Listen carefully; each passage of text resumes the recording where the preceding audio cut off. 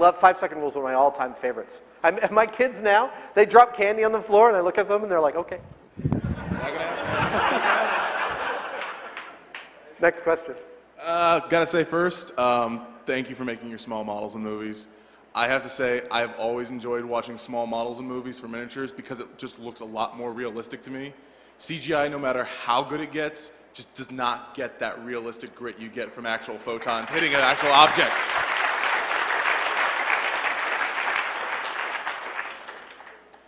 And second, for the Maltese Falcon, as a comic book reference, maybe you want to put a stamp saying, "Made in the Savage Land," on the bottom. And last, I was wondering, do you guys plan on ever doing any episodes about debunking crackpots' ideas, maybe like the grizzly suit or heating yourself with microwaves? Like, not to say Tesla was a crackpot, but he was a little bit, woohoo. Yeah. But I was at the EG conference and somebody came up to me and said, are you familiar with the, actually he didn't sound crazy when he walked up. He said, are you familiar with the work of Nikola Tesla? And this phrase flashed through my brain and I almost said, do you mean Nikola Tesla, the genius that invented AC power, or Nikola Tesla, the total nut job? Because there are two, and there's two kinds of people who love Tesla that are going to come up and talk to you, and the total nut jobs. Yeah, the problem with the crackpot ideas is often it's so difficult, it's very close to Bigfoot in crop circles. It's very close to, you're going to end up trying to prove a negative, which is just bad territory to be in scientifically. And we learned this when we started doing free energy. We put our researchers on over unity and came up with a research file that was like 2 feet thick inside of about 3 weeks. And we had no idea where to even begin. And then our producer came up with the great idea of, look, all we can do is start with what people claim is going to work. And we bought kits. We bought kits that people said were going to work, and then we built those. And while I'm not extremely satisfied with what we did on free energy, that's about as close as you can get to that kind of stuff to try and show somebody's guaranteeing you a positive. You can show that it doesn't work because you've done the best faith effort to make it work. With the crackpot stuff, it gets a lot more difficult. Okay, thank you very much. Sure. And by the way, with the CG versus models, while I totally agree, do remember that there's a whole bunch of people out there who spent 25 years building models, and you're seeing the results of all their work, whereas the whole CG industry isn't 25 years old yet. And I really do see, because I have a lot of friends at Industrial Light and Magic that moved from models into building virtual models, that the quality of model making that's coming out in the virtual world is increasing rapidly as people get past the learning curve. And I mean, of course, we all know that the rubber, where the rubber is going to meet the road in the next 10 years, both in CG and in rapid prototyping, is in the interface, is in people's ability to really feel like they're interfacing with the virtual object. And when that gets solved, I think it's actually going to get a lot better. Hi. First about your bronze falcon. I know it's pretty horrible, but I'd be willing to take it away from you so you don't have to look at it. And then also, I'm an industrial design student, do a lot of model making, everything by hand essentially, but I have a lot of friends who are interested in making that transition from industrial design into special effects, and wondering how you suggest getting started in that. Yeah, I got into special effects in, Jamie Heineman, actually, on Mythbusters, hired me in 2004 to work in commercials. And I worked for him and for a couple toy companies for about 5 years. And I got into Industrial Light and Magic just at the tail end of episode 1. And I have to say, at this point, it's an era whose time has almost passed. It's a real sad thing, but model making, a lot of my friends at, you know that, you might not know, Industrial Light and Magic shut down their model shop last year. They sold it to one of the old ILM employees who used to run the model shop, Mark Anderson, and now it's called Kerner Optical. It's a whole bunch of my friends. They have a sweetheart deal with ILM. They've got some great office space. They bought all the tools. They bought the laser cutters and all of that. But it's much more catch-as-catch-can work. And that original place, ILM, which they would give us so much money to build the models and so much time. I had friends that went from ILM down to LA, and in LA they'd say, you got 3 weeks to build this model, and they'd work for it, and after 2 weeks the guys would, oh, that's good enough, we'll shoot that. And they wouldn't get a chance to finish it, because the quality, they didn't want that amount of quality. And so that whole era, It's at Weta Workshop. That's the last place I think it is right now. It's down in New Zealand. Okay. Thank you. Sorry, let me do one more finish to that question.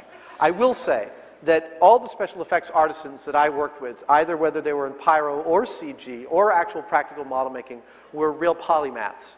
And this is absolutely a word that applies to a crowd like this, because there's the aesthetic that once you learn about one thing, you want to learn about more things. And I know you guys, more than almost any other crowd I've probably ever spoken to, is a group of people who wants to learn a little bit about absolutely fucking everything you can. Yeah. And as a collector of skills and a master of not a single one of them, no one knows the full phrase. Jack of all trades, master of none. The finish of that phrase is, though often better than a master of one. And so, the best special effects technicians that I've ever worked with, they are always the ones who understand the big picture, where their model fits in, how it all goes together. And that will make you... The moment I see someone around me who understands the big picture, even if they don't know how to build stuff, I know that I can teach them anything. Yeah.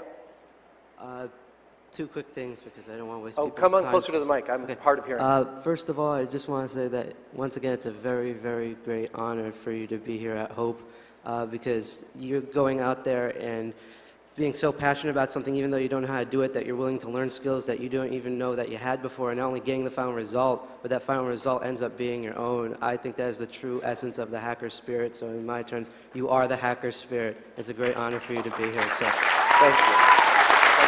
And my second quick thing is that there was originally supposed to be two people in this line. My best friend Alex, who's probably one of the biggest fans of your show, he couldn't afford to make it, and he's also paralyzed from the waist down, so it would be really hard to wheel him here, and he was really upset that he couldn't come and see this talk, but I'm buying for him later. And I just want to say that if you just say on this talk that his name's Alex Roby, that Alex Roby, you rock, he could die happy. Wait, say his name again slowly. Alex Roby. Alex Rogan? Yep. Alex Rogan? You rock. No, Roby. Wait. Sorry. Alex Roby. Roly. Roby. Roby. Yeah. Okay. Sorry. Alex Roby, you rock. Thank you, sir. That was easy.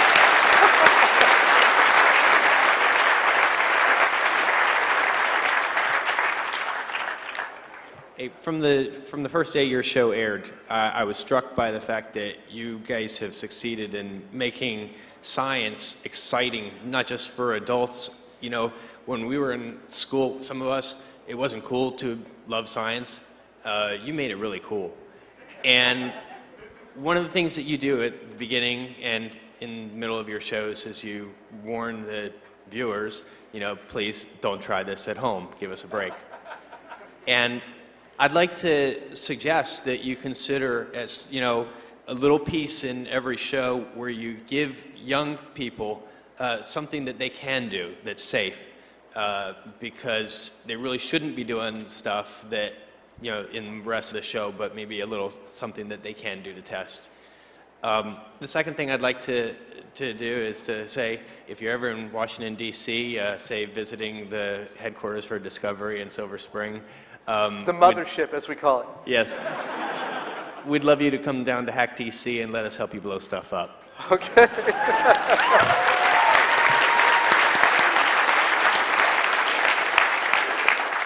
I'll say this about coming up with things that kids can try at home. If we had started out wanting to do a show that inspired kids, we would have never succeeded.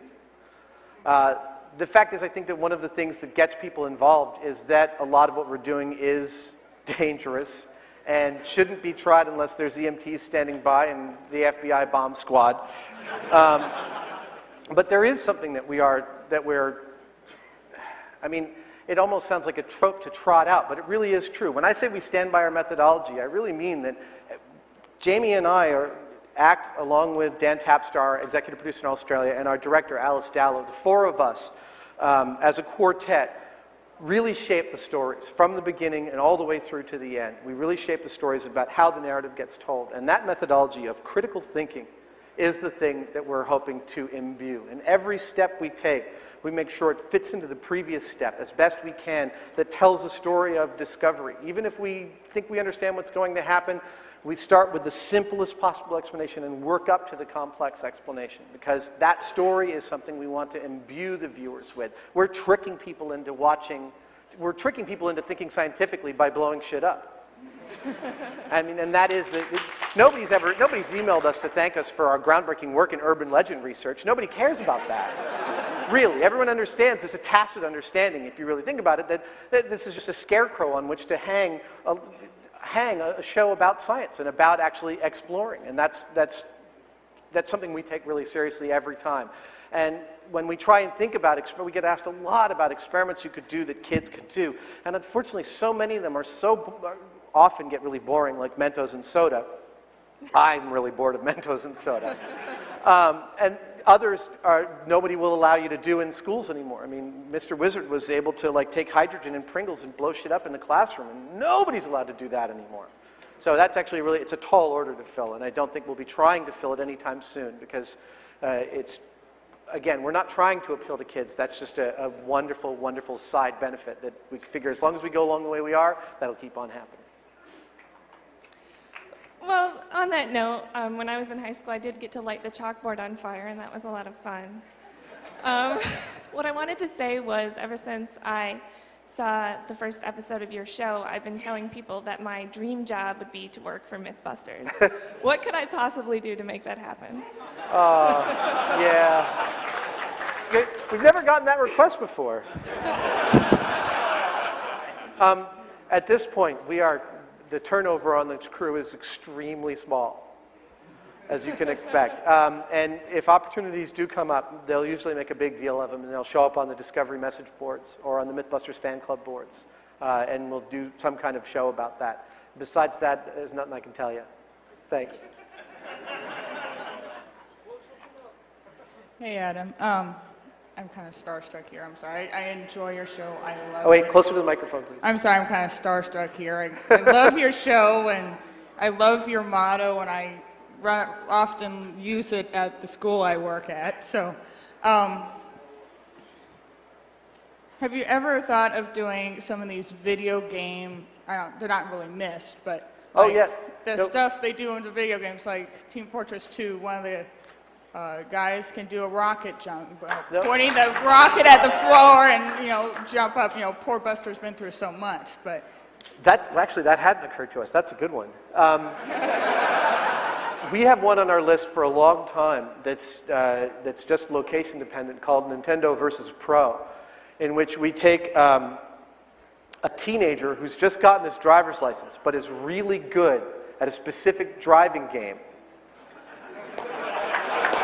and putting him on the Sears Point Raceway track in the car he's good at driving in the game, because I know that the physics simulators on them are fantastic now, and seeing how well he does against another teenager of a similar skill level who's also just gotten his, and see if the video game actually teaches you better driving, and race him off against a real race car driver.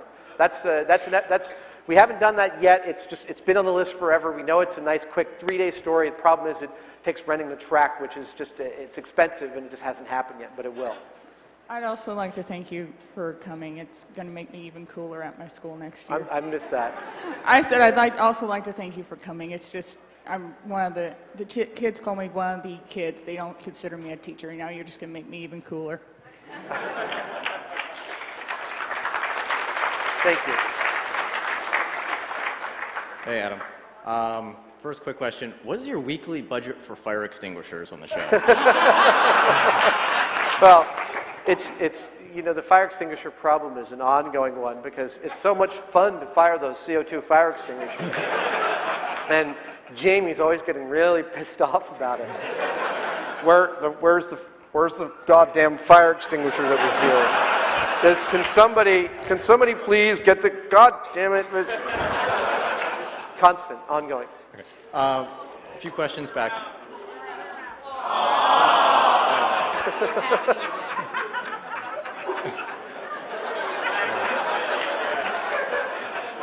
Earlier you were talking about, nobody's mentioning your groundbreaking work in urban legends and that. And I think there is a certain level of consumer consumer advocacy and, testing things for your